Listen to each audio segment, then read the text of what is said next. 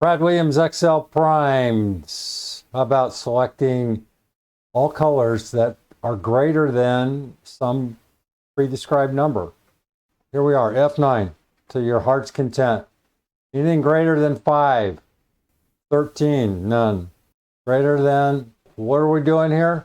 We're looking for anything greater than 7. So if we see more than 7 Rons, show me, or Mike, or any of the other combinations. How? COUNTIF. We're going to use a simple COUNTIF function. That's it. We're not going to get fancy. We're just going to say B6 greater than G4. Conditional format. Manage the roles. Manage the roles. Edit. Okay? COUNTIF. What are we doing over here?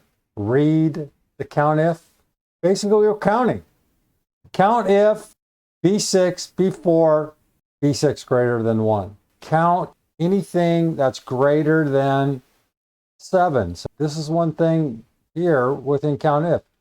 It's counting multiple names. When using conditional formatting with a formula, the formula is evaluated relative to the active cell. Nah, that's just a repeat. COUNTIF determines the frequency with which each value appears in the list. Rule is triggered when the formula returns true and false, and the count is greater than 1. All right, that's what I was just trying to say. You can reference a cell instead of hard coding that number. That's what we did. I can't go in and do an F9 on this because, well, it's COUNTIF. But you get the drill here. Hit F9. You're seeing Bob, Bob, Bob, Bob.